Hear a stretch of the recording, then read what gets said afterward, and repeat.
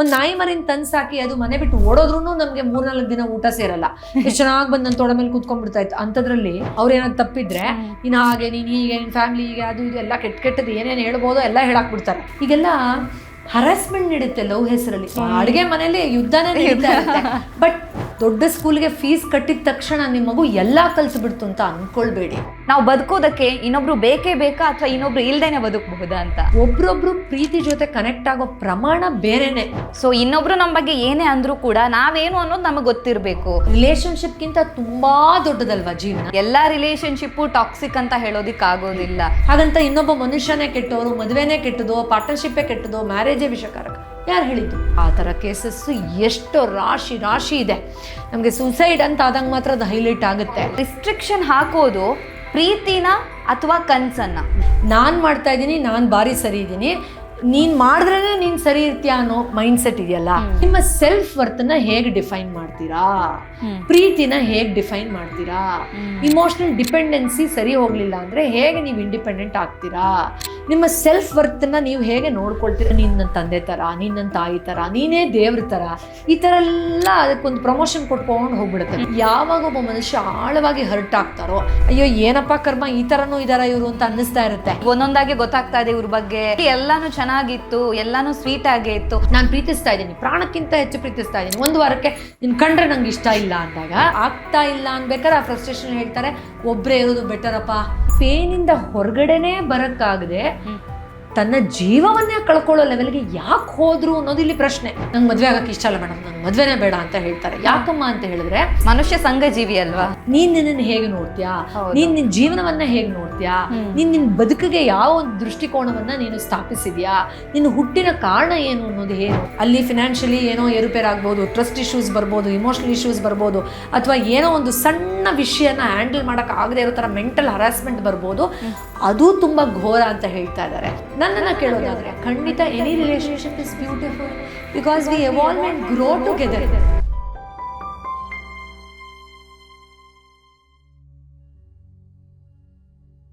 ನಮಸ್ತೆ, ನೀವು ನೋಡ್ತಾ ಇದ್ದೀರಾ ವಿಜಯ್ ಕರ್ನಾಟಕ. ನಾನು ರಕ್ಷಾ ಕೋಟ್ಯಾನ್. ನಾವು ಕಾಮನ್ ಆಗಿ ಹುಡುಗಿ ಕೈಕೊಟ್ಲು ಅಂತ ಹೇಳಿ ಹುಡುಗ ಸುಸೈಡ್ ಮಾಡ್ಕೊಳ್ಳೋವಂಥದ್ದು, ಅಥವಾ ಹುಡುಗ ಕೈಕೊಟ್ಟ ಅಂತ ಹೇಳಿ ಹುಡುಗಿ ಸುಸೈಡ್ ಮಾಡ್ಕೊಳ್ಳೋದನ್ನು ನೋಡಿರ್ತೀವಿ. ಇನ್ನೂ ಕೆಲವೊಂದು ಕಡೆ ಏನಾಗುತ್ತೆ ಹೇಳಿದ್ರೆ, ನನಗೆ ಯಾವುದೇ ಈ ಪ್ರೀತಿ ಪ್ರೇಮ ಅನ್ನೋಂಥದ್ದು ಬೇಡ, ಈ ಪ್ರೀತಿ ಪ್ರೇಮ ಅಂತ ಹೇಳಿದ್ರೆ ಪುಸ್ತಕದ ಬದನೆಕಾಯಿ, ನಾನು ಯಾರು ಇಲ್ಲದೇನೂ ಬದುಕ್ತೀನಿ ಅನ್ನುವಂಥ ಕಂಡೀಷನಲ್ಲಿರುವಂಥ ಪರ್ಸ್ನಾಲಿಟಿಯನ್ನು ನೋಡ್ತೀವಿ.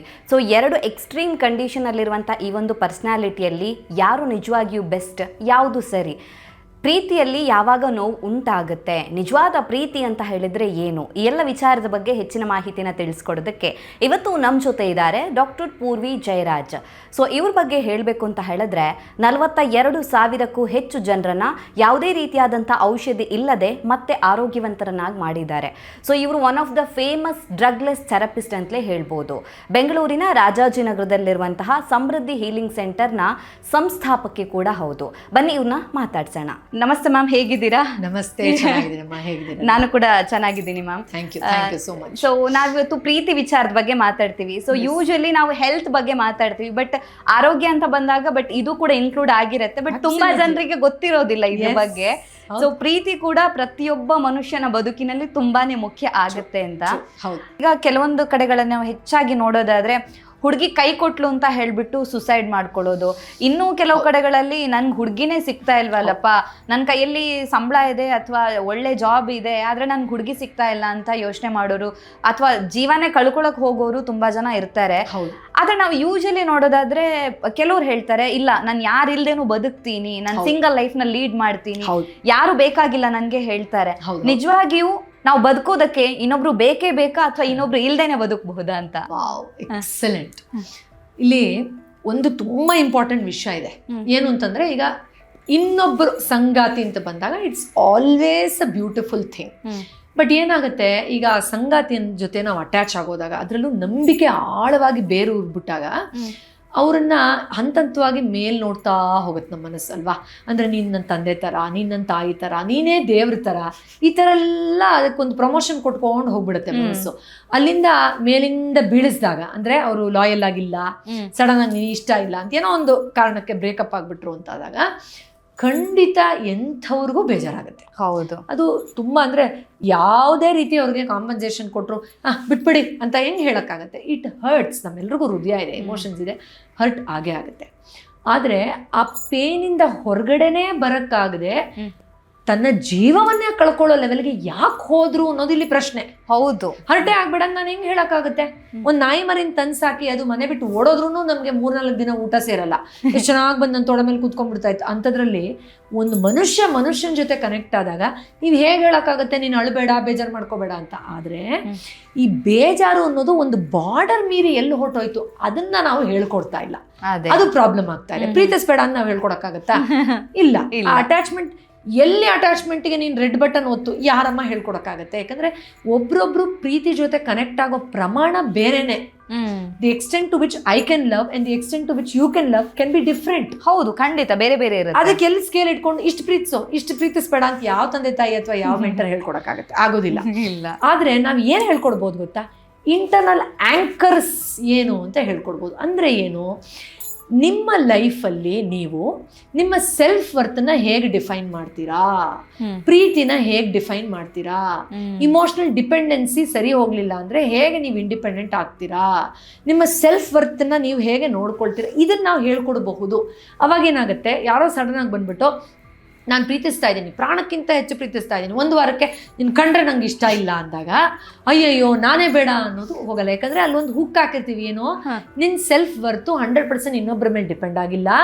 ನೀನ್ ನಿನ್ನ ಹೇಗೆ ನೋಡ್ತೀಯಾ, ನೀನ್ ನಿನ್ ಜೀವನವನ್ನ ಹೇಗೆ ನೋಡ್ತೀಯಾ, ನೀನ್ ನಿನ್ ಬದುಕಿಗೆ ಯಾವ ಒಂದು ದೃಷ್ಟಿಕೋನವನ್ನ ನೀನು ಸ್ಥಾಪಿಸಿದ್ಯಾ, ನಿನ್ನ ಹುಟ್ಟಿನ ಕಾರಣ ಏನು ಅನ್ನೋದು ಏನು ಅಂತ ಹೇಳ್ಕೊಟ್ಬಿಟ್ಟಿರ್ತೀವಿ. ಆಗಿಲ್ಲ ಒಂದು 20 ಮಾರ್ಕ್ಸ್ ಹೊಟ್ಟೋದ್ರು ಅಯ್ಯೋ ಪರವಾಗಿಲ್ಲ, ಅದು ನಾನು ಕುಂಡ್ಕೊಂಡು ಮತ್ತೆ ವಾಪಸ್ ಬ್ಯಾಲೆನ್ಸ್ಗೆ ಹೋಗ್ಬೋದು ಅನ್ನೋ ಮೆಚ್ಯೂರಿಟಿ ಬಂದಿರುತ್ತೆ. ಅವ್ರೇನಾದ್ರು ತಪ್ಪಿದ್ರೆ ನೀನು ಹಾಗೆ, ನೀನು ಹೀಗೆ, ನಿನ್ನ ಫ್ಯಾಮಿಲಿ ಹೀಗೆ, ಅದು ಇದು ಎಲ್ಲ ಕೆಟ್ಟದ್ದು ಏನೇನು ಹೇಳ್ಬೋದೋ ಎಲ್ಲ ಹೇಳಾಕ್ಬಿಡ್ತಾರೆ. ಸೊ ಆಗ ನನ್ನನ್ನು ನಾನು ಅರ್ಥ ಮಾಡ್ಕೊಂಡಿದ್ರೆ, ನನ್ನ ಒಳಗಡೆ ನಾನು ಸ್ವಯಂ ಪ್ರೀತಿ ಜೊತೆ ಕನೆಕ್ಟ್ ಆಗಿದ್ರೆ, ಇನ್ನೊಬ್ಬರು ಪ್ರೀತಿಯನ್ನು ನೋಡುವ ರೀತಿಯನ್ನು ಠಕ್ ಅಂತ ಓವರ್ನೈಟ್ ಚೇಂಜ್ ಮಾಡಿದಾಗ ನಾನಲ್ಲಿ ಆಟೋಮ್ಯಾಟಿಕ್ಲಿ ಕನೆಕ್ಟ್ ಆಗೋಗ್ತೀನಿ. ಸೊ ನನ್ನ ಸೈಕಾಲಜಿ ಡೌನ್ ಆಗೋಕೆ ನಾನು ಬಿಡೋದಿಲ್ಲ. ಈ ಆಂಕರ್ಸ್ಗಳನ್ನ ನಾವು ಟೆಕ್ಸ್ಟ್ ಬುಕ್ಕಲ್ಲಿ ಹುಡ್ಕಕ್ಕಾಗಲ್ಲ. ಯಾವ ಯೂನಿವರ್ಸಿಟಿಲೂ ಹೇಳ್ಕೊಡಲ್ಲ. ನೀವು ಅಮೆರಿಕಕ್ಕೆ ಕಳಿಸಿ ನಿಮ್ಮ ಮಕ್ಕಳನ್ನ ಓದ್ಸಕ್ಕೆ, ಅಥವಾ ನೀವು ದೊಡ್ಡ ಸೈಂಟಿಸ್ಟ್ನೇ ಕೊಟ್ಟು ಮದುವೆ ಮಾಡಿ. ಆದ್ರೆ ಈ ವಿಚಾರಗಳನ್ನ ಆ ಮಗು ತಾನೇ ಎಕ್ಸ್ಪ್ಲೋರ್ ಮಾಡಬೇಕು. ಅದನ್ನ ಇಂಟ್ರಡ್ಯೂಸ್ ಮಾಡೋದು ಸಮಾಜದ ಕರ್ತವ್ಯ. ಯಾವ ತರ ರೀಎಸ್ಟಾಬ್ಲಿಷ್ ಮಾಡಬೇಕು ಆ ವಿಚಾರಗಳನ್ನ, ಇದಕ್ಕೆ ಮೊದಲೇನೆ ಆಸ್ ಎ ಪೂರ್ವ ತಯಾರಿ ಏನೋ ಇದು ಅನ್ನೋ ರೀತಿ ಆ ಕಾನ್ಫಿಡೆನ್ಸ್ ಅನ್ನ ರೀಬಿಲ್ಡ್ ನಾನು ಮಾಡ್ಕೊಳ್ಳೋದು ಹೇಗೆ ಅನ್ನೋದನ್ನ ನಾವು ತುಂಬಾ ಚಿಕ್ಕ ವಯಸ್ಸಲ್ಲಿ ಇಂಟ್ರಡ್ಯೂಸ್ ಮಾಡಿದಾಗ, ಹೌದು ಅವ್ರು ಈಗ ಹೇಳಿದ್ರು, ಅದು ಅವರ ಒಪಿನಿಯನ್, ಹೌದು ಅವ್ರು ಪ್ರೀತಿ ಕೊಡ್ತಾ ಇದ್ದವ್ರು ನಿಲ್ಸಿದ್ರು, ಆದರೆ ನನಗಿಲ್ಲಿ ರಿಸರ್ವಾಯರ್ ಆಫ್ ಪ್ರೀತಿ ಇದೆ, ನನ್ನ ಮೂಲಕನೇ ಬರ್ತಾ ಇರೋವಂಥದ್ದು, ಆ ಒಂದು ಶಿಫ್ಟ್ ಬೇಗ ಕ್ರಿಯೇಟ್ ಆಗುತ್ತೆ. ಒಂದು. ಎರಡನೇದು, ಯಾವಾಗ ಒಬ್ಬ ಮನುಷ್ಯ ಆಳವಾಗಿ ಹರ್ಟ್ ಆಗ್ತಾರೋ, ನಾವು ಸಂಬಂಧದಲ್ಲಿ ಇದ್ದುಕೊಂಡು ಕೂಡ ಹರ್ಟ್ ಆಗಬಹುದು. ಅಂದರೆ ರಿಲೇಷನ್ಶಿಪ್ ಕಂಟಿನ್ಯೂ ಮಾಡ್ತೀನಿ, ಆದರೆ ನಂಗೆ ನೋವು ಕಂಟಿನ್ಯೂ ಆಗ್ತಾ ಇದೆ. ಯಾಕಂದರೆ ಅವ್ರು ಸರಿಯಾಗಿ ನಡೆಸ್ಕೊತಾ ಇಲ್ಲ, ಮೊದಲ ಥರ ಪ್ರೀತಿಸ್ತಾ ಇಲ್ಲ, ಮೊದಲು ಗಂಟೆಗೂ ಫೋನ್ ಮಾಡೋರು ಆಫೀಸಿಂದ, ಈಗ ಮಾಡ್ತಾ ಇಲ್ಲ. ಈ ಥರ ಪೇನ್ಫುಲ್ ರಿಲೇಷನ್ಶಿಪ್ ಇದ್ರೂ ಕಂಟಿನ್ಯೂ ಮಾಡ್ತಾರೆ. ಆದರೆ ಆ ರೀಬಿಲ್ಟ್ ಮಾಡೋಕ್ಕೆ ನನ್ನ ಜೊತೆಯ ನನ್ನ ಐಡೆಂಟಿಟಿ, ಅಂದರೆ ನನ್ನ ಲೈಫಿನ ಐಡೆಂಟಿಟಿ ಕೇವಲ ಆ ವ್ಯಕ್ತಿ ನನ್ನನ್ನು ಯಾವಾಗಲೂ ಮಾನಿಟರ್ ಮಾಡ್ತಾ ಇದ್ದರೆ ಮಾತ್ರ ಇದೆಯಾ, ಅಥವಾ ನನಗೆ ಒಂದು ವಾಸ್ಟ್ ವೈಡರ್ ಐಡೆಂಟಿಟಿ ಇದೆಯಾ ಲೈಫಲ್ಲಿ, ಅದು ತಿಳ್ಕೊಂಡಾಗ ಇಮೋಷನಲ್ ಡಿಪೆಂಡೆನ್ಸಿ ಇರೋಲ್ಲ. ನನ್ನನ್ನು ಕೇಳೋದಾದರೆ ಖಂಡಿತ any relationship is beautiful because we evolve and grow together. ಹೌದು. ನಾನು ಬೇಜಾರಾದಾಗ ಯಾರೋ ಬೆಂತಟ್ಟಿ ಇರ್ಲಿ ಬಿಡು ಅಂತ ಹೇಳೋದು, ಅಥವಾ ಮುದ್ದಾದ ಮಾತನ್ನ ಹೇಳೋದು, ನನ್ನ ಕಷ್ಟ ಸುಖಗಳನ್ನ ವಿಚಾರಿಸ್ಕೊಳ್ಳೋದು, ಸುಸ್ತಾಗಿ ಬಂದಾಗ ಒಂದು ಕಪ್ ಬಿಸಿನೀರು ಕೊಡೋದು, ಇದೆಲ್ಲ ಚೆನ್ನಾಗಿರೋದಿಲ್ವಾ? ಹೌದು, ಖಂಡಿತ ತುಂಬ ಚೆನ್ನಾಗಿರುತ್ತೆ. ಆದರೆ ಅದು ಇಲ್ಲದೆ ಇದ್ದಾಗ, ಯಾಕೆ ಇವಾಗ ಫಾರ್ ಎಕ್ಸಾಂಪಲ್ ನೀವು ಹೇಳಿದ್ರಿ ಅಯ್ಯೋ ಪ್ರೀತಿಸೋದೇ ಬೇಡಪ್ಪ ನೆಮ್ಮದಿಯಾಗಿರ್ಬೋದು ಅಂತ ಕೆಲವರು ಹೇಳ್ತಾರೆ ಅಂತ ಹೇಳಿದ್ರೆ, ಅವ್ರು ಹೇಳ್ತಾ ಇರೋದು ಪ್ರೀತಿನೇ ಬೇಡ ಸಮಾಧಾನೇ ಬೇಡ ಅಂತ ಅಲ್ಲ. ಅವ್ರು ಹೇಳ್ತಾ ಇರೋದು ಯಾವ ಡಿಪೆಂಡೆನ್ಸಿಗಳು ತುಂಬಾ ಡೇಂಜರಸ್ ಅಂತ. ಅಂದರೆ ಆರಾಮಾಗಿರೋರು ಸಡನ್ ಆಗಿ ಫಿನಾನ್ಷಿಯಲಿ ಇನ್ನೊಬ್ಬರಿಗೆ ಲೈಬಲ್ ಆಗಿರ್ತಾರೆ. ಅವ್ರ ನೀಡ್ಗಳನ್ನ ಇವ್ರು ಭರಿಸ್ಬೇಕಾಗತ್ತೆ. ಇವ್ರ ಇಮೋಷನ್ಸ್ನ ಗ್ರೌಂಡ್ ಮಾಡಿ ಎಷ್ಟೋ ಸತಿ ನಮಗೆ ತುಂಬಾ ವಿಚಾರಗಳು ಇಷ್ಟ ಆಗ್ತಾರಲ್ಲ ಪಾರ್ಟ್ನರ್ ಬಗ್ಗೆ, ಅಯ್ಯೋ ಏನಪ್ಪಾ ಕರ್ಮ ಈ ತರನೂ ಇದಾರ ಇವರು ಅಂತ ಅನ್ನಿಸ್ತಾ ಇರುತ್ತೆ. ಮುಂಚೆ ಗೊತ್ತಿರ್ಲಿಲ್ಲ, ಈಗ ಒಂದೊಂದಾಗಿ ಗೊತ್ತಾಗ್ತಾ ಇದೆ ಇವ್ರ ಬಗ್ಗೆ. ಇನಿಷಿಯಲಿ ಎಲ್ಲಾನು ಚೆನ್ನಾಗಿತ್ತು, ಎಲ್ಲಾನು ಸ್ವೀಟ್ ಆಗೇ ಇತ್ತು, ಹೋಗ್ತಾ ಹೋಗ್ತಾ ಇವ್ರು ಏನು ಅನ್ನೋದು ನಮಗ್ ಗೊತ್ತಾಗ್ತಾ ಇದೆ ಅಂತ ಹೇಳ್ತಾರೆ. ಆ ವಿಚಾರ ಸರಿ ಹೊಂದಕ್ ಆಗ್ತಾ ಇಲ್ಲ ಅನ್ಬೇಕಾದ್ರೆ ಆ ಫ್ರಸ್ಟ್ರೇಷನ್ ಹೇಳ್ತಾರೆ ಒಬ್ರೇ ಇರೋದು ಬೆಟರ್ ಅಪ್ಪ, ಸರಿ ಹೋಗ್ಲಿಲ್ಲ ಅಂತ. ಹಾಗಂತ ಸಂಬಂಧನೇ ಬೇಡ, ಜೊತೆ ಇರೋದೇ ಒಂದು ಘೋರ ಅನ್ಯಾಯ ಅನ್ನೋ ತರ ಅಲ್ಲ.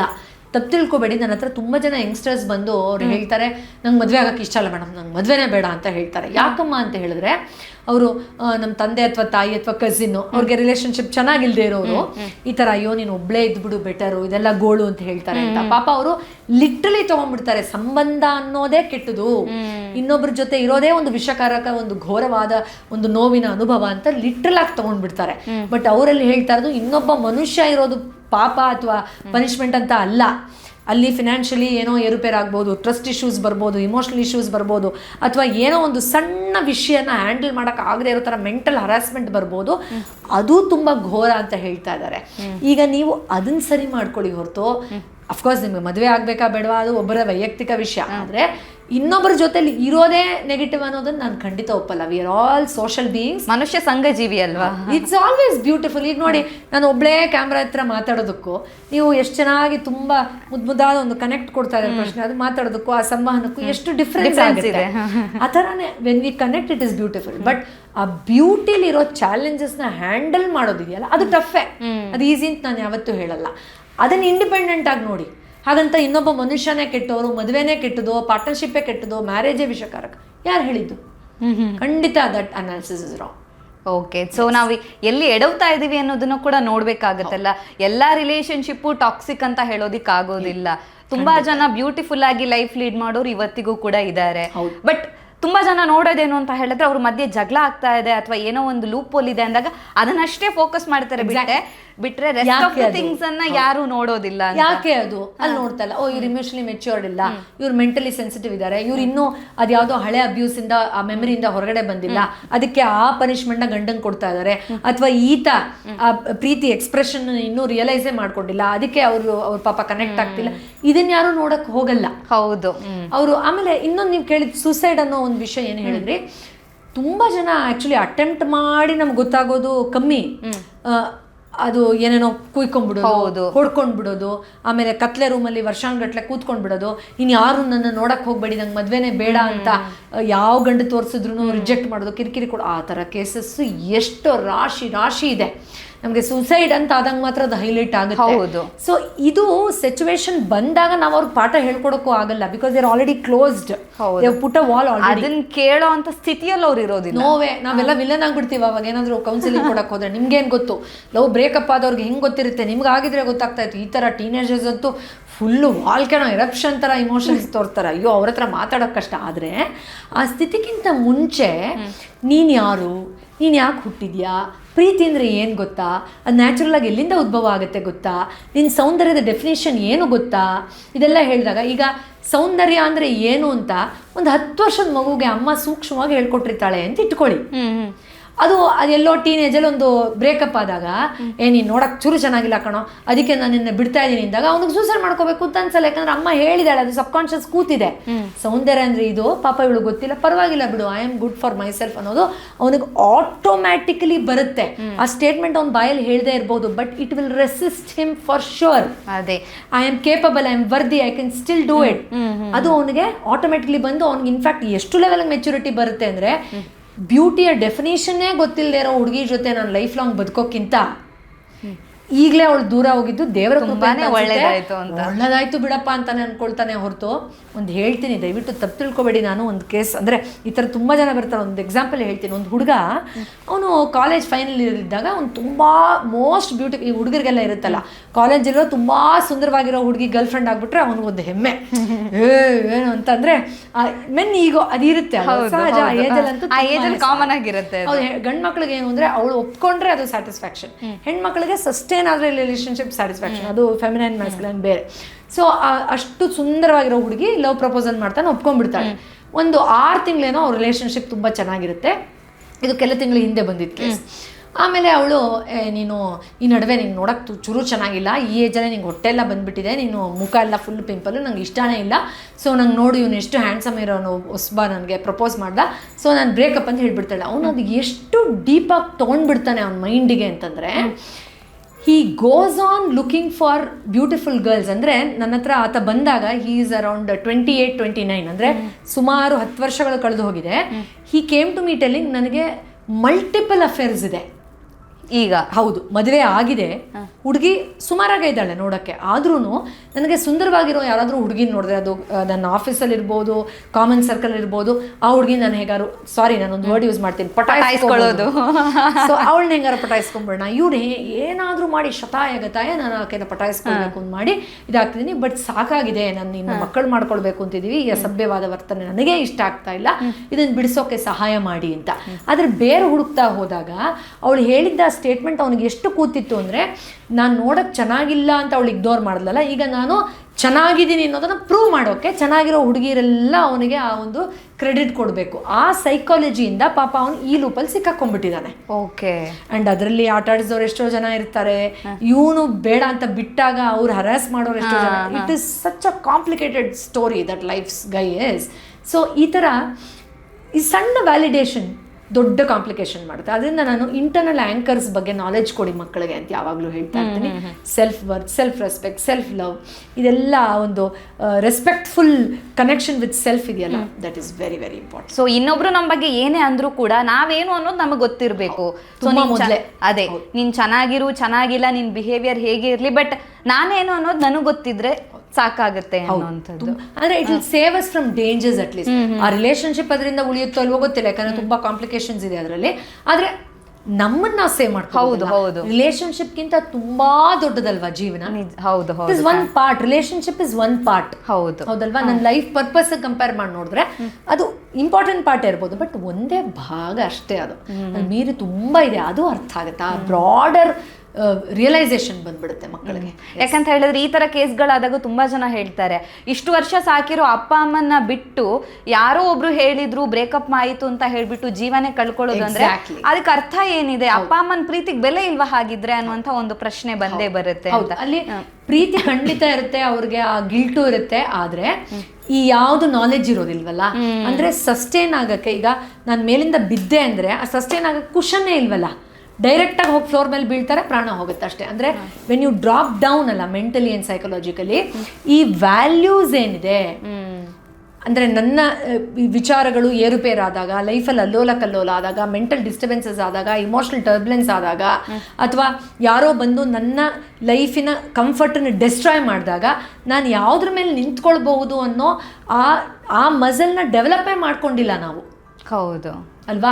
ಟೀನೇಜ್ ಆದ ತಕ್ಷಣ ಅಮ್ಮ ನಾನು ಜಿಮ್ಗೆ ಹೋಗ್ತೀನಿ, ಅಮ್ಮ ನನಗೆ ಅದು ಕೊಡ್ಬೇಡ, ಅಮ್ಮ ನಾನು ಆಯಿಲ್ ತಿನ್ನಲ್ಲ ಅಂತ ಹುಡುಗಿರೋ ಅಯ್ಯೋ ಇವಾಗಿನ ಕಾಲದಲ್ಲಿ 15 ವರ್ಷ ಆಗ್ತಿದ್ದಾಗ ಡಯಟ್ ಅಡುಗೆ ಮನೇಲಿ ಯುದ್ಧನೇ ನಡೀತಾ ಇರುತ್ತೆ.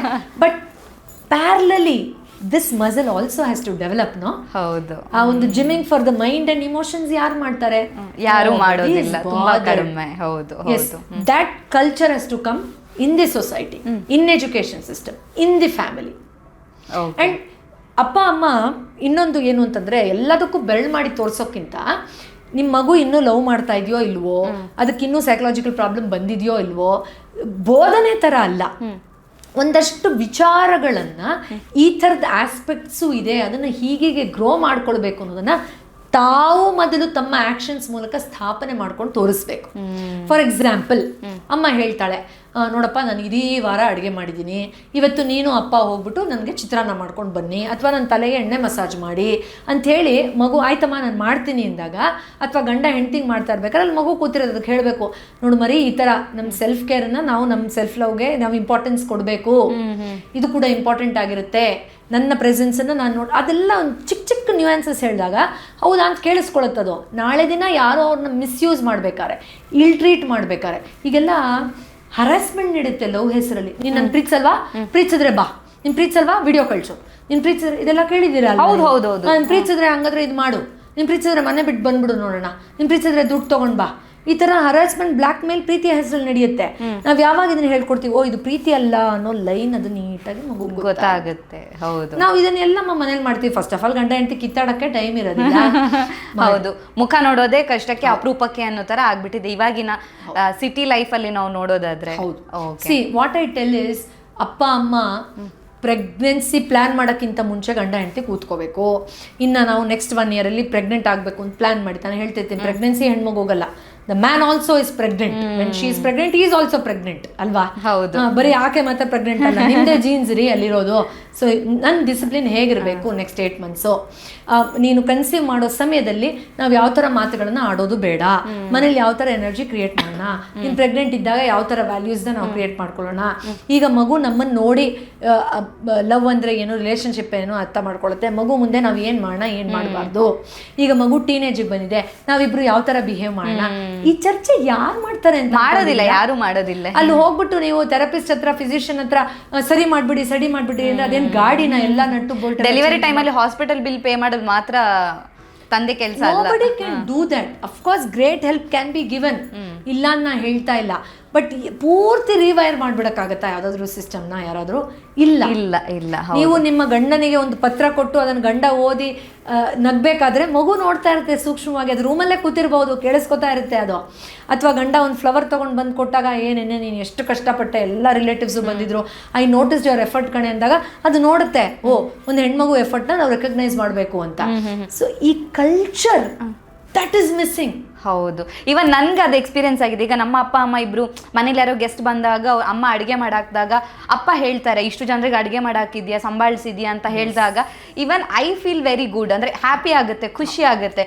ಸೊ ಅದು ಆ ಸಣ್ಣ ಸಣ್ಣ ವಿಚಾರಗಳು ಕೂಡ ರೆಸ್ಪೆಕ್ಟ್ ಅನ್ನೋದು ಬರುತ್ತೆ, ನಾನು ಈ ತರ ಬಿಹೇವ್ ಮಾಡಬೇಕು ಅನ್ನೋದು ಬರುತ್ತೆ. ಎಷ್ಟು ಅಮ್ಮ ಈ ಸ್ಮಾಲ್ ಆಕ್ಷನ್ಸ್ ಇಂದ ಮಗು ಎಷ್ಟು ಕಲಿಯುತ್ತೆ, ದಯವಿಟ್ಟು ಗಮನಿಸಿ. ನೀವಾಗಲೇ ಎಷ್ಟು ಚೆನ್ನಾಗಿ ಹೇಳಿದ್ರೆ ಬಿಲ್ ಕಟ್ಟಿದ್ರೆ ಆಗ್ಲಿಲ್ಲ ಅಂತ. ಆ ಥರ ದೊಡ್ಡ ಸ್ಕೂಲ್ಗೆ ಫೀಸ್ ಕಟ್ಟಿದ ತಕ್ಷಣ ನಿಮ್ಮ ಮಗು ಎಲ್ಲ ಕಲ್ತು ಬಿಡ್ತು ಅಂತ ಅನ್ಕೊಳ್ಬೇಡಿ. ಹೌದು. ಇಷ್ಟು ಮೀರಿ ಏನೋ ಆದ್ರೆ ಪರವಾಗಿಲ್ಲ, ಅದು ಕಾರ್ಮಿಕ್. ಅದನ್ನ ನಾನು ಹೇಳಲೇಬೇಕು ಆಸ್ ಎ ಥೆರಪಿಸ್ಟ್. ಅಂದ್ರೆ ಎಲ್ಲ ಸರಿ ಹೋಗಿ ಏನೋ ಆಯ್ತು ಅಂದ್ರೆ ಕೆಲವು ಸತಿ ನಾವು ಸ್ಪಿರಿಚುಲಿ ಅದನ್ನ ಅಂದ್ರೆ ಇವಾಗ ಯಾರೋ ಬೇರೆ ಆಯ್ತು ಅಂತ ತಕ್ಷಣ ಇಲ್ಲಿ ಯಾರ್ದೋ ಏನೋ ಪ್ರಾಬ್ಲಮ್ ಇದೆ ಅಂತಲ್ಲ. ಕೆಲವು ಸತಿ ಅದು ಇಟ್ ಈಸ್ ಸಮಥಿಂಗ್ ಕಾರ್ಮಿಕ್. ಅಂದ್ರೆ ಅವರು ಬೇರ್ಪಡೆ ಆಗಿ ಏನೋ ಕಲಿಬೇಕಾಗಿರುತ್ತೆ ಕೆಲವು ಸತಿ, ಅಥವಾ ನಾನು ಬೇರ್ಪಡೆ ಆಗಲ್ಲ, ತಡೆದು ಬದುಕ್ತೀನಿ ಅನ್ನೋದ್ರಲ್ಲಿ ಏನೋ ಕಲಿಬೇಕಾಗಿರುತ್ತೆ ಕೆಲವು ಸಾರಿ. ಯಾಕಂದ್ರೆ ನಾವು ತುಂಬಾ ಹೇಸ್ಟಿ ಆಗಿಬಿಟ್ರೆ ಎಲ್ಲದನ್ನು ಇದು ಬೇಡ ಅಂದ್ರೆ ಬಿಟ್ಬಿಡ್ತೀನಿ, ಅದು ಬೇಡ ಅಂದ್ರೆ ಬಿಟ್ಬಿಡ್ತೀನಿ ಅಂತ ಈಗೋಲಿ ಇರ್ಬೇಕಾದ್ರೆ ದಡ್ ಅಂತ ಒಂದು ರಿಲೇಷನ್ಶಿಪ್ಪಲ್ಲಿ ಒಂದು ಚಾಲೆಂಜ್ ಬರುತ್ತೆ, ತಡ್ಕೊಳ್ಳೇಬೇಕು ಅಂತ. ಕಾರಣ ಏನು ಬೇಕಾದ್ರೆ ಇರ್ಬೋದು. ಅದ್ರ ಮೂಲಕ ಆಳವಾದ ತಾಳ್ಮೆಯನ್ನು, ಕ್ಷಮೆಯನ್ನು ಕಲಿತೀವಿ. ಸೊ ಅದ ರೀತಿ ಬದುಕೋದ್ರಿಂದನೂ ಕಲಿಯೋದಿರುತ್ತೆ. ಕೆಲವು ಸತಿ ನಾನು ದೌರ್ಜನ್ಯ ತಡ್ಕೊಳ್ಳೋದಿಲ್ಲ, ಸಾಕು, ಎನಫ್ ಇಸ್ ಎನಫ್ ಅಂತ ಆಚೆ ಬಂದಾಗ್ಲೂ ಕಲಿಯೋದಿರುತ್ತೆ. ಹೌದು. ಸೊ ಅದು ನಾವೇನು ಮಾಡೋಕ್ಕಾಗಲ್ಲ ಅವಾಗ. ಬಟ್ ನಾನೇನು ಹೇಳೋದು, ಇದು ಸರಿ ಇದು ಸರಿ ಇಲ್ಲ ಅಂತ ಸೀಲ್ ಹೊಡಿಯೋಕೆ ಯಾರಿಗೂ ಅಧಿಕಾರ ಇಲ್ಲ. ನಿಮಗೆ ಯಾವುದು ಸರಿನೋ ಅದನ್ನ ಮಾಡಿ ಅಲ್ಲ, ಅದನ್ನ ಮಾಡ್ದೇನೆ ನೀವು ಸುಮ್ಮನೆ ಏನೋ ಬೋಧನೆ ಕೊಟ್ರೆ ಸರಿ ಹೋಗಲ್ಲ. ಪ್ಲೀಸ್ ಆಕ್ಟ್, ಈ simple act should be done. Madam, ಈಗ ಪ್ರೀತಿ ಅಂತ ಬಂದಾಗ ತುಂಬಾ ಜನ ಹೇಳ್ತಾರೆ, ಅಯ್ಯೋ ಲವ್ ಮಾಡೋದು ಒಂಥರ ಕಿರಿಕಿರಿ ಅಪ್ಪ, ಇನ್ನೊಬ್ರು ಅಂಡರಲ್ಲಿ ನಾವ್ ಇದ್ದಂಗೆ ಆಗುತ್ತೆ ಅಂತ. ಸೊ ಕೆಲವು ಕಡೆ ಏನಾಗುತ್ತೆ ಅಂತ ಹೇಳಿದ್ರೆ, ಅಲ್ಲಿ ಹೋಗ್ಬೇಡ, ಇಲ್ಲಿ ಹೋಗ್ಬೇಡ, ಅವ್ನ ಮಾತಾಡಿಸ್ಬೇಡ, ಆ ಬಟ್ಟೆ ಹಾಕ್ಬೇಡ, ಇದು ಮಾಡ್ಬೇಡ ಅಂತ ರಿಸ್ಟ್ರಿಕ್ಷನ್ ಹಾಕ್ಬಿಡ್ತಾರೆ. ಸೊ ಈ ರಿಸ್ಟ್ರಿಕ್ಷನ್ ಹಾಕೋದು ಪ್ರೀತಿನ ಅಥವಾ ಕನ್ಸನ್ನ ಹೇಗೆ ಅಂತ? ಓಕೆ, ಸೊ ಇಲ್ಲಿ 2 ಥರ ವ್ಯಕ್ತಿಗಳಿರ್ತಾರೆ. ಒಂದು, ದೇ ರಿಯಲಿ ಕೇರ್. ಅಂದ್ರೆ ಏನು ಗೊತ್ತಾ, ನೀನು ಅಲ್ಲಿ ಹೋಗ್ಬೇಡ, ನಿಂಗೆ ತೊಂದರೆ ಆಗುತ್ತೆ, ಇವ್ರ ಹತ್ರ ಜಾಸ್ತಿ ಮಾತಾಡಕ್ಕೆ ಹೋಗ್ಬೇಡ, ಅವ್ರು ಮ್ಯಾನಿಪುಲೇಟ್. ಇದು. ಇನ್ನೊಂದು, ಅಲ್ಲಿ ಹೋಗ್ಬೇಡ ನೀನು, ಇದು ಮಾಡಂಗಿಲ್ಲ ನೀನು, ಇದೆಲ್ಲ ಹಾಕ್ಕೊಳ್ಳಂಗಿಲ್ಲ ನೀನು ಅನ್ನೋದು. ಈ ಟೋನಲ್ಲೇ ನಮಗೆ ಆಲ್ಮೋಸ್ಟ್ ಗೊತ್ತಾಗಿದೆ ಯಾವ್ದು ನೆಗೆಟಿವ್ ಯಾವ್ದು ಪಾಸಿಟಿವ್ ಅಂತ. ಮೊದಲನೇದಲ್ಲಿ ಏನಪ್ಪ ಡಿಫ್ರೆನ್ಸ್ ಅಂದರೆ, ಇದು ಸರಿ ಇಲ್ಲ, ಬಾ ಕೂತ್ಕೊಂಡು ಚರ್ಚೆ ಮಾಡೋಣ, ಯಾವ ಥರ ನಿನ್ನ ಫ್ರೀಡಮ್ಮಿಗೆ ಧಕ್ಕೆ ಇಲ್ಲದೆ ನಿನ್ನ ನೀನು ಸೇಫ್ ಮಾಡ್ಕೊಳ್ಬಹುದು. ಫಾರ್ ಎಕ್ಸಾಂಪಲ್, ಒಂದು ಹುಡುಗಿ ಯಾರೋ ಕೊಲ್ಲಿಗೆ ಹತ್ರ ತುಂಬ ಮಾತಾಡ್ತಿರ್ತಾಳೆ, ಲವ್ ಮಾಡಬೇಕಾದ್ರೂ ಅಥವಾ ಮದುವೆ ಆದಾಗಲೂ. ಆಗ ಆ ಹುಡುಗಂಗೆ ಅನ್ಸುತ್ತೆ ಸರಿ ಇಲ್ಲ ಇವಳು ಅವ್ರ ಹತ್ರ ಅತಿಯಾಗಿ ಮಾತಾಡೋದು ಅಂತ. ಆಗ ಅವನು, ನೋಡು ಈ ಥರ ನೀನು ಮಾತಾಡೋ ಪರವಾಗಿಲ್ಲ, ಇನ್ನೊಬ್ರ ಹತ್ರ ನಾನೇನು ಆ ಹುಡುಗ್ರ ಹತ್ರ ಮಾತಾಡಬೇಡ ಅಂತ ಹೇಳಲ್ಲ, ಆದರೆ ಈ ಥರದ ಇನ್ವಾಲ್ವ್ಮೆಂಟ್ ಏನಿದೆ ಅದು ನಾಳೆ ದಿನ ಖಂಡಿತ ಬೇರೆ ಬೇರೆ ಕಾಂಪ್ಲಿಕೇಶನ್ಸ್ ಕೊಡ್ಬೋದು. ಬಟ್ ನೀನು ಯಾರ ಥರನೂ ಮಾತಾಡಲೇಬಾರ್ದು ಅನ್ನೋ ಫ್ರೀಡಮ್ನ ಕಿತ್ಕೊಳ್ಳೋಕೆ ನಂಗೆ ಇಷ್ಟ ಇಲ್ಲ. ನಿನಗೆ ತೊಂದರೆನೂ ಆಗಬಾರ್ದು, ಪ್ಲಸ್ ನಿನ್ನ ಫ್ರೀಡಮ್ಮು ಹಾಳಾಗಬಾರ್ದು. Can we work it out together ಅಂತ ಹೇಳೋದು ಆಪ್ಟಮಿಸ್ಟಿಕ್ ಲ್ಯಾಂಗ್ವೇಜ್. ಇಲ್ಲಿ ಸಂಬಂಧ ಖಂಡಿತ ಹಾಳಾಗಲ್ಲ. ಅವಳಿಗೆ ನಿನಗೆ ಬೇಜಾರಾದರೆ ನಾನು ಮಾಡಲ್ಲ ಬಿಡು ಅನ್ನೋ ಥರದೊಂದು ಮೆಚ್ಯೂರಿಟಿ ಬರೋ ಸಾಧ್ಯತೆಗಳು ತುಂಬ ಇದೆ. ಎರಡನೇದು, ನಾನು ಹೇಳ್ತಾ ಇದ್ದೀನಿ ನೀನು ಮಾಡೋಂಗಿಲ್ಲ, ನನ್ನ ರೂಲ್ಸ್ ಇದು, ನನ್ನ ಮನೇಲಿ ಇದೆಲ್ಲ ನಡೆಯಲ್ಲ ಅಂದರೆ ಅಲ್ಲಿ ಇನ್ನೊಬ್ಬರಿಗೆ ತನ್ನ ವಿಚಾರವನ್ನು ಮಂಡಿಸೋಕೆ ಜಾಗನೇ ಇಲ್ಲ. ಅಲ್ಲಿ ಬೇರೆ ಬೇರೆ ಥರದ್ದೊಂದು ಸೈಕಲಾಜಿಕಲ್ ಇಶ್ಯೂ ಇರಬಹುದು, ಈಗೋ ಇರಬಹುದು, ಅಥವಾ ಆ ಅಂಡರ್ಸ್ಟ್ಯಾಂಡಿಂಗಿಗೆ ಸ್ಕೋಪೇ ಇಲ್ಲ, ಅಲ್ಲಿ ಕಮ್ಯುನಿಕೇಷನ್ಗೆ ಸ್ಕೋಪೇ ಇಲ್ಲ. ಸೊ ಖಂಡಿತ ಈ 2ರ ನಡುವೆ ಇರೋ ಡಿಫ್ರೆನ್ಸನ್ನು ನಾವು ನೋಡಬೇಕು. ಆ್ಯಂಡ್ ಎಷ್ಟೋ ಸತಿ ಈಗ ಆ ಫ್ರೀಡಮ್ ಬಗ್ಗೆ ನಾವು ಮಾತಾಡಿದ್ರೆ ನಾನೊಂದು ಎಕ್ಸಾಂಪಲ್, ನಂದೇ ಪರ್ಸ್ನಲ್ ಎಕ್ಸಾಂಪಲ್ ಕೊಡ್ತೀನಿ. ಓಕೆ. ಸೊ ನಾನು ತುಂಬ ಚಿಕ್ಕ ವಯಸ್ಸಿಂದ more incline towards spiritual discipline, ಅಂದರೆ ಪೂಜೆ ಇರ್ಬೋದು, ಅನುಷ್ಠಾನಗಳಿರ್ಬೋದು, ಧ್ಯಾನ ಇರ್ಬೋದು. ಅದನ್ನು ಎಷ್ಟೋ ವರ್ಷಗಳಿಂದ ಒಂದು ಸ್ಟ್ರಿಕ್ಟ್ ಡಿಸಿಪ್ಲಿನ್ ಥರ ಅದು ನನಗೊಂಥರ ರೀವೈರ್ ಆಗಿಬಿಟ್ಟಿದೆ ಬ್ರೈನಲ್ಲಿ, ಅದು ಮಾಡ್ತೀನಿ. ಈಗ ಮದುವೆ ಆದ ತಕ್ಷಣ ಒಂದು ಟಿಪಿಕಲ್ ಥಿಯರಿ ಬೇಸ್ಡ್ ಒಂದು ಚೆನ್ನಾಗಿ ಓದ್ಕೊಂಡಿರೋ ಒಬ್ಬ ಇವ್ರನ್ನ ಮದುವೆ ಆದಾಗ ಏನಾಗುತ್ತೆ, ಅವರು ಅಷ್ಟು ಸ್ಪಿರಿಚುವಲ್ ಡಿಸಿಪ್ಲಿನ್ ಇರಲ್ಲ. ಚೆನ್ನಾಗಿ ಓದಬೇಕು, ಆಫೀಸಲ್ಲಿ ಚೆನ್ನಾಗಿ ಇದು ಮಾಡಬೇಕು. ಸೊ ನಂಗೆ ಇನಿಷಿಯಲಿ ಅನ್ಸೋದು, ಅದೆಲ್ಲ ಓಕೆ, ಅದು ನಿಂಗೆ ಸರ್ಟಿಫಿಕೇಟ್ ಕೊಟ್ಟಿರ್ಬೋದು, ದೊಡ್ಡ ದೊಡ್ಡ ಕಂಪ್ನಿಯಲ್ಲಿ ಕೆಲಸ ಮಾಡಿಸಿರ್ಬೋದು, ಅಂಥವ್ರು ಇಂಥವ್ರು ಅಂತ ಪೊಸಿಷನ್ ಕೊಟ್ಟಿರ್ಬೋದು. ಆದರೆ ಧ್ಯಾನದಲ್ಲಿ ಎಷ್ಟು ಮಜಾ ಇದೆ, ಪೂಜೆಯಲ್ಲಿ ಎಷ್ಟು ಮಜಾ ಇದೆ, ಜಪ ತಪ ಅಂತೆಲ್ಲ I use to literally tell him, ನೀನು ಮಾಡು ಅಂತ. ಆಮೇಲೆ ಒಂದು ಪಾಯಿಂಟಲ್ಲಿ ನಂಗೆ ಅನ್ನಿಸ್ತು, ಈಗ ಅವರಿಗೆ ಆ ಕಲ್ಚರ್ನ ಅವಶ್ಯಕತೆ ಇವಾಗ ಇಲ್ಲ, ಆ ಸ್ಪೇಸ್ ನಾನು ಕೊಡಬೇಕು. ಆದರೆ ಆ್ಯಸ್ ಅ ವೈಫ್ ಯಾವುದೋ ಕಾರಣಕ್ಕೆ ಒಂದು ಸ್ಪಿರಿಚುವಲ್ ವೈಫನ್ನು ಅವ್ರು ಅಟ್ರಾಕ್ಟ್ ಮಾಡಿದ್ದಾರೆ.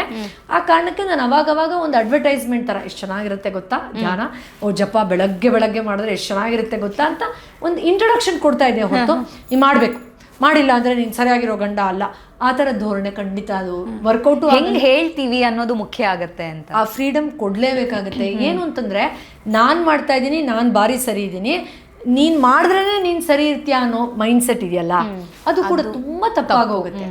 So I used to tell now and then and just kept quiet. So he used to believe in exercise, ಅದು ಮಾಡ್ತಾ ಇದ್ರು. ಆದರೆ ಈಗ ಮದುವೆ ಆಗಿ 10-12 ವರ್ಷಗಳಾದಮೇಲೆ ಅವರೇ ವಾಲಂಟ್ರಿ ಆಗಿ ನಾನು ಯಾವುದೇ ದೇವಸ್ಥಾನಕ್ಕೆ ಹೋದ್ರು ನಾನು ಬರ್ತೀನಿ ಅಂತ ಹೇಳೋದು, ನಾನು ಧ್ಯಾನ ಮಾಡ್ತೀನಿ, ಅದೇನು ಮಂತ್ರ ನಂಗೆ ಸಿಂಪಲ್ ಆಗಿರೋದು ನಂಗೆ ಹೇಳ್ಕೊಡ್ತೀನಿ. I have seen that it took more than 10 years for me to see that in him. But ಅದು ಮಾಡಿದ್ರೇ ನೀವು ಒಳ್ಳೆ ಗಂಡ ಅಂತ ನಾನು ಹೇಳಿದಿದ್ರೆ ಸರಿ ಹೋಗ್ತಾ ಇತ್ತಾ? ಇಲ್ಲ, ಖಂಡಿತ ಇಲ್ಲ. ಯಾಕಂದರೆ he use to tell me, ನಿನಗೆ ಸ್ಪಿರಿಚುವಾಲಿಟಿ, ಧ್ಯಾನ ಮಾಡೋದು, ಮಂತ್ರ ಜಪ ಮಾಡೋದು, ಬೆಳಗ್ಗೆ ಬೇಗ ಎದ್ದೇಳೋದು ಅದೆಲ್ಲ ಇರಬಹುದು, ನನಗೆ ಒಳ್ಳೆ ರೀತಿಯಲ್ಲಿ ಬದುಕೋದು, ನನಗೆ ಒಳ್ಳೆ ರೀತಿಯಲ್ಲಿ ನಡೆಸ್ಕೊಳ್ಳೋದು, ಯಾರಿಗೂ ತೊಂದರೆ ಮಾಡದೇ ಇರೋದು, ನನ್ನ ಬಿಹೇವಿಯರ್ಲು ಒಳ್ಳೆ ಥರ ಇರೋದು ನನಗೆ ಸ್ಪಿರಿಚುವಾಲಿಟಿ, ಅದು ನಾನು ಎಂಜಾಯ್ ಮಾಡ್ತಾ ಇದ್ದೀನಿ ಅಂತ. ಆದರೆ ನನ್ನ ಆ್ಯಕ್ಟಿಗೆ ಅವ್ರು ಯಾವತ್ತೂ ಫ್ರೀಡಮಿಗೆ ಅಡ್ಡ ಬರ್ತಾ ಇಲ್ಲ. ಅಂದರೆ ನೀವು ಬೆಳಗ್ಗೆನೆ 3 ಗಂಟೆಗೆ ಎದ್ದೆಲ್ಲ ಇದು ಲೈಟ್ ಹಾಕೋದು, ಗಲಾಟೆ ಮಾಡೋದು ಮಾಡಂಗಿಲ್ಲ, ನೀನು ಪೂಜೆ ಎಲ್ಲ ನಾವು ಅಷ್ಟೊಂದೆಲ್ಲ ಮಾಡ್ತೀವಿ ಮಾಡಂಗಿಲ್ಲ, ನೆವರ್. ಎಲ್ಲೋ ದೇವಸ್ಥಾನಕ್ಕೆ ಹೋದ್ರೆ ನಾವು ಒಂದು ಕಡೆ ಗಂಟೆಗಟ್ಟಲೆ ಕೂತ್ಕೊಂಡ್ರೆ ಕಣ್ಣು ಮುಚ್ಕೊಂಡು, ನಾವು ದೇವಸ್ಥಾನಕ್ಕೆ ಹೋದ್ರೆ ಒಂದು ಏರಿಯಾಗೆ ಬಂದರೆ 4 ದೇವಸ್ಥಾನ ಕವರ್ ಮಾಡ್ತೀವಿ, ನೀನು ಆ ಥರ ಎಲ್ಲ ಕೂತ್ಕೊಳ್ಳೋದು ಅಂತ ಯಾವತ್ತೂ ಹೇಳಿಲ್ಲ, ಇವತ್ತಿಗೂ ಹೇಳೋದಿಲ್ಲ. ಆದರೆ ಅವರು ಕೂತ್ಕೋತಾರೆ ನನ್ನ ಜೊತೆ ಗಂಟೆಗಟ್ಟಲೆ ಧ್ಯಾನ ಮಾಡೋಕ್ಕೆ ಇಲ್ಲ. ಅವ್ರು ಒಂದು 15-20 ನಿಮಿಷ ಕೂತ್ಕೊಂಡು ನಾನು ಧ್ಯಾನ ಕಂಟಿನ್ಯೂ ಮಾಡು, ಆದ್ಮೇಲೆ ಆಚೆ ಬಾ, ನಾನು ಆಚೆ ಎಲ್ಲ ನೋಡ್ತಾ ಇರ್ತೀನಿ. ಸೊ ಅಲ್ಲಿ ನನಗೂ ಫ್ರೀಡಮ್ ಇದೆ, ಅವ್ರಿಗೂ ಫ್ರೀಡಮ್ ಇದೆ, not judging each other. So ಇಲ್ಲಿ ಲೆಟ್ಸ್ ವರ್ಕ್ಔಟ್ ಸಮಥಿಂಗ್ ಅನ್ನೋದಕ್ಕೂ ನೀನು ಹೀಗೆ ಮಾಡಬೇಕು ಅನ್ನೋದಕ್ಕೂ ತುಂಬ ಏನಾಗುತ್ತೆ, ಫ್ರೀಡಮ್ ಕಿತ್ಕೊಳ್ತಾ ಹೋದ್ರೆ ನಾವು ಒಬ್ರದ್ದು ಬಾಟ್ಲಪ್ ಆಗ್ತಾ ಹೋಗುತ್ತೆ ದ್ವೇಷ. ಅದು ಒಂದಿನ ಧಡಾರ್ ಅಂತ ವಾಲ್ಕೆನೋ ಥರ ಆಚೆ ಬಂದ್ಬಿಡುತ್ತೆ, ಎಲ್ಲ ಕಿತ್ಕೊಂಡು ಬ್ಲಾಸ್ಟ್ ಆಗ್ಬಿಡುತ್ತೆ. ಅಲ್ಲಿಂದ ರಿಲೇಶನ್ಶಿಪ್ ತುಂಬ ಹತ್ಕೆಟ್ಟೋಗುತ್ತೆ. ಅದ್ರ ಬದಲು ಇಬ್ರು ಕೂತು ಚರ್ಚೆ ಮಾಡಿದ್ರೆ, ಇನ್ನೊಂದು ಚೂರು ಹಿಂಗೆ ಮಾಡಿದ್ರೆ ಚೆನ್ನಾಗಿರುತ್ತೆ, ಇನ್ನೊಂದು ಸ್ವಲ್ಪ ಹಂಗೆ ಮಾಡಿದ್ರೆ ಚೆನ್ನಾಗಿ, ನೀವು ಪೂರ್ತಿ 100% ಮಾಡಬೇಡಿ. 20-80 ರೂಲ್ ಅಂತೀವಲ್ಲ ನಾವು, ಒಂದು 20% ಮಾಡಿ ಅವ್ರಿಗೋಸ್ಕರ. That is okay, that will still give satisfaction. But ಇಬ್ಬರಿಗೂ ಆ ಫ್ಲೆಕ್ಸಿಬಿಲಿಟಿ ಇರಬೇಕು. Thank you so much Purvi ma'am, ನಮ್ಮ ಇವತ್ತಿನ ಕಾರ್ಯಕ್ರಮದಲ್ಲಿ ಒಂದು ಒಳ್ಳೆಯ ಇನ್ಫಾರ್ಮೇಶನ್ ಅನ್ನ ಕೊಟ್ಟಿದ್ದೀರಾ. ಸೊ ಮತ್ತೆ ಕೇಳಬೇಕು ಅಂತ ಅನ್ಸುತ್ತೆ. ಇನ್ಫ್ಯಾಕ್ಟ್ ಅಷ್ಟು ಚೆನ್ನಾಗಿ, ಅಷ್ಟು ಸರಳವಾಗಿ ತಿಳಿಸ್ಕೊಟ್ಟಿದ್ದೀರಾ. ಒಂದು ಸಂಬಂಧ ಉಳಿಬೇಕು ಅಂತ ಹೇಳಿದ್ರೆ ಯಾವೆಲ್ಲ ಸಣ್ಣ ಸಣ್ಣ ವಿಚಾರಗಳು, ಸೂಕ್ಷ್ಮ ವಿಚಾರಗಳು ಅಲ್ಲಿ ಮುಖ್ಯ ಆಗ್ಬಿಡುತ್ತೆ ಅಂತ. ಸೊ ಅಫೇರ್ ಅಂದ ತಕ್ಷಣ ಅಥವಾ ಅನೈತಿಕ ಸಂಬಂಧ ಅಂದ ತಕ್ಷಣ ಅದು ಕೆಟ್ಟದ್ದು ಮಾತ್ರ ಅಲ್ಲ, ಅದ್ರಲ್ಲೂ ಕೂಡ ಒಂದು ಹುಡುಗಿ ಅಥವಾ ಒಂದು ಹುಡುಗನ ಆ ಒಂದು ಏನು ಮನಸ್ಸು ಅಂತ ಇರುತ್ತೆ, ಎಮೋಷನಲ್ ಇರುತ್ತೆ, ಖುಷಿ ಇರುತ್ತೆ. ಸೊ ಎಲ್ಲವನ್ನೂ ನಾವು ನೆಗೆಟಿವ್ ಆಂಗಲ್ ಅಲ್ಲಿ ಯೋಚನೆ ಮಾಡುವಂತ ಅವಶ್ಯಕತೆ ಇಲ್ಲ. ಸೊ ಸಂಬಂಧವನ್ನ ಹೇಗೆ ಉಳಿಸ್ಬೇಕು, ಪ್ರೀತಿ ಅಂತ ಹೇಳಿದ್ರೆ ಏನು ಅನ್ನೋದ್ರ ಬಗ್ಗೆ ಹೆಚ್ಚಿನ ಮಾಹಿತಿನ ನಮ್ಮ ಆಡಿಯನ್ಸ್ಗೆ ತಿಳಿಸ್ಕೊಟ್ಟಿದ್ದೀರಾ. Thank you so much. Thank you so very much for the invite. Thank you. ನಮಸ್ಕಾರ. ಸೊ ನಮ್ಮ ಇವತ್ತಿನ ಕಾರ್ಯಕ್ರಮದಲ್ಲಿ ಯಾವ ರೀತಿಯಾಗಿ ಒಂದು ಸಂಬಂಧವನ್ನ ಉಳಿಸ್ಕೊಳ್ಬೇಕು, ನಿಜವಾದ ಪ್ರೀತಿ ಅಂತ ಹೇಳಿದ್ರೆ ಏನು ಅನ್ನೋದನ್ನ ಪೂರ್ವಿ ಮ್ಯಾಮ್ ನಮಗೆ ಇವತ್ತು ತಿಳಿಸ್ಕೊಟ್ಟಿದ್ದಾರೆ. ಆರೋಗ್ಯಕ್ಕೆ ಸಂಬಂಧಿಸಿದಂತ ಹೆಚ್ಚಿನ ವಿಡಿಯೋಗಳನ್ನ ನಮ್ಮ ವಿಜಯ ಕರ್ನಾಟಕ ಹೆಲ್ತ್ ಪೇಜ್ನಲ್ಲಿ ನೀವು ನೋಡಬಹುದು.